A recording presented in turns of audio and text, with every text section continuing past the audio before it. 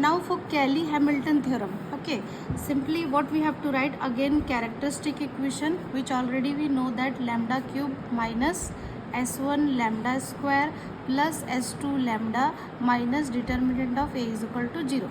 So here your s1 will be what, 1 plus 2 matlab means 5 lambda square, and your s2 you can calculate as previous I have told you, and determinant value is 3. Okay, so in this is from previous question, you all know.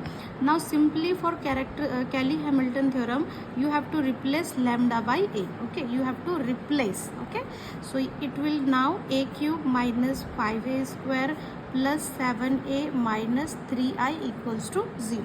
Now your a cube, okay, so simply press mode setup, 6 number is matrix, 1 number choose, and here you have 3 by 3, so 1 number again you have to choose, and now insert values. 2 equals to 1 equals to 1 equals to 0 equals to 1 equals to 0 equals to 1 equals to 1 equals to 2. Okay, now on, now shift matrix.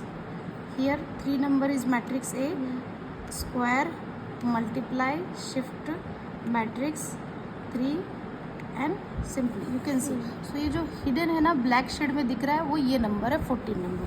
तो हम यहाँ पे क्या लिखेंगे, यहाँ पे 14 13 13 0 जो कि आपकी कैल्सी पे है, देखो 1 0 13 13 then 14.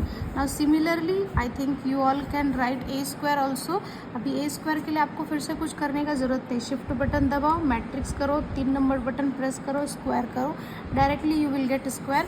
ये जो शेडेड है वो यहाँ पे लिखा हुआ है लास्ट में. तो ये कितना हो गया 5 4 4 0 1 0 4 4 5. ओके, एंड देन प्लस 7, यहाँ पे लैम्डा की ए की वैल्यू कितनी है, ये लिखी हुई 2 1 1 0 1 0 1 1 2 माइनस 3. आई की वैल्यू मतलब आइडेंटिटी मैट्रिक्स 0 1 0 0 0 1.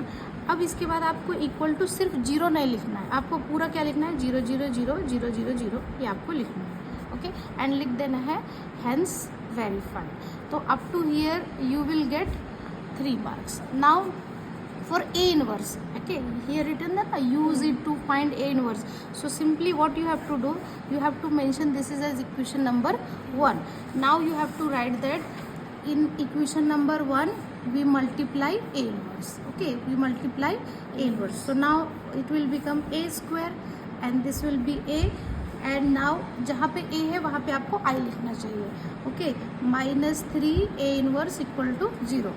now आप यहाँ पे 3A इन्वर्स को राइट हैंड साइड में भेज दो आप अपने प्रॉब्लम के हिसाब से, तो आपको क्या मिलेगा a square minus 5a plus 7i equals to 0.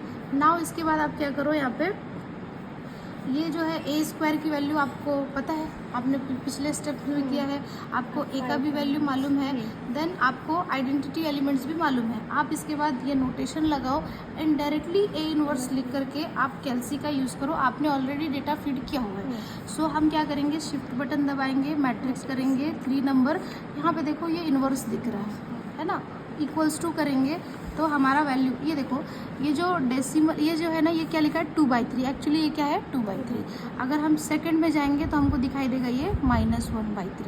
तो आपको ये जो डिवाइडेड वाला है वो लिखना चाहिए, डेसिमल वाला नहीं लिखना चाहिए. तो -1/3, तो ये जो ऐसे थोड़ा सा ऐसा करके है मतलब वो डिवाइडेड बाई है. ओके, नाउ इसी तरीके से हम सारी वैल्यूज़ लिख लेंगे. 0 कितना है 1, एंड देन यहाँ पे ये 0, देन यहाँ पे ये -1/3 एंड देन -1/3 एंड देन 2/3. आप चाहो तो इसको ऐसा भी लिख सकते हो, 1/3 को कॉमन लेके 2 -1 -1 0 1 0, ये इसमें आपको 1/3 करना पड़ेगा. ओके, और ये कितना हो जाएगा -1 this will be your answer. आप यहाँ पे भी ऐसे भी लिख सकते हो, बहुत ईजी. तो अगर आप ये करोगे तो आपको इसके लिए आपको 3 मिनट. अगर आप ये बीच का ये स्टेप नहीं लिखोगे कि we multiply A inverse and then this one and this one, ये स्टेप्स अगर आप नहीं लिखोगे तो आपको फुल 3 मार्क्स नहीं मिलेंगे. So for 3 marks you have to write each and every step. आपको सारी चीज़ें बट पता है, ए स्क्वायर आपने कैसे से निकाला, ए आपको गिवन है, आपको ये सिर्फ अरेंजमेंट और सेटअप लिखना बहुत जरूरी है.